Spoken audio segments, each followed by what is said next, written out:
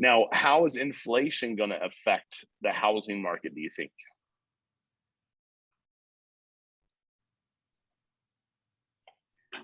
I don't know the right answer to that, but I have noticed if you look at things that are listed on the MLS that they're starting to drop the prices on them. Yep, Like a that's lot, exactly. actually. Yeah, I noticed one.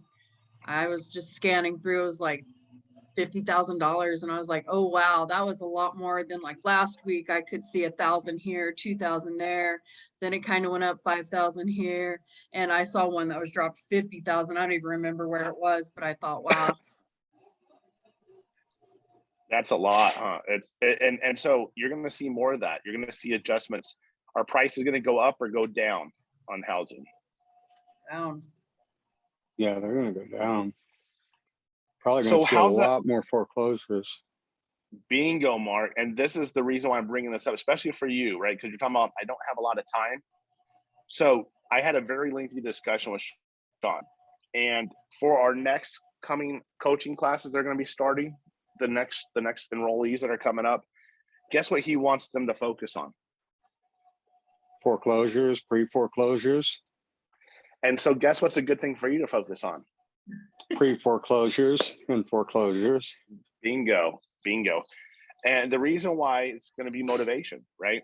And now here's the thing about wholesaling.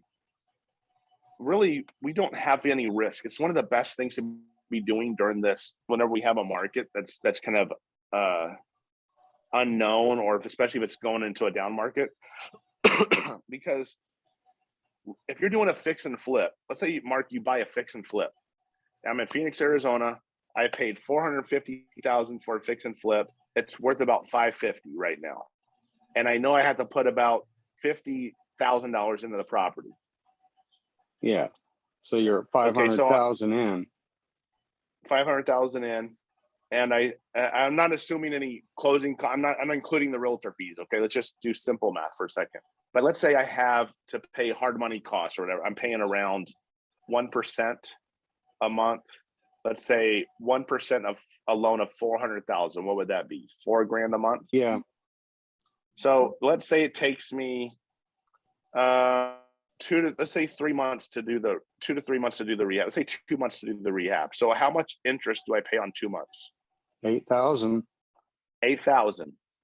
Okay, so now let's say it takes me another, instead of 30 days to sell a property or less, let's say it takes me 2 or 3 months to sell that property now. There's another 8 to 12,000 in costs. Right off the top, right?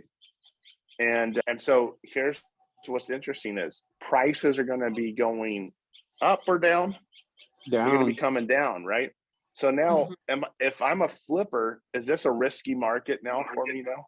Oh yeah, you could find yourself upside down in a hurry. Very quickly. It's especially depends on the product you're putting out, right? I was talking to a friend of mine. He's doing $1 million flips. He's buying he's buying houses in a part of Phoenix here. It's called Arcadia. So he buys them for like $1 million. Tears it down, right? Kind of like what they do in LA all the time. So tears it down and builds a new one. And let's say it costs them, roughly $700,000, $800,000 to tear down and build new, right? Permits, everything, right? So now they're into that purchase about 1.7, 1.8 million. So now when they go turn around, sell it, they're selling around 2.5 right now, typically. And what's interesting is in that market, most of the people don't need finance. A lot of them are cash buyers because they're selling properties in California. They have all the equity. They're buying cash here. They're not even getting financing on some of those higher end markets. But what about the markets that are kind of like bread and butter, like 400,000 to 600,000? How do you think the 600,000 affects if a person could qualify for a $600,000 loan last month, right? But now their DTI and their credit's so tight. Now with the interest rates going up, now they don't qualify for a $600,000 loan.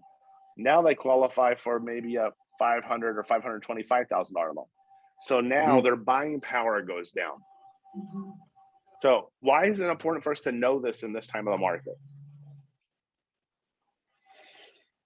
It can affect your strategy on what you're offering and, the Yeah. value of a property that you're going to get into or try to wholesale. You nailed it.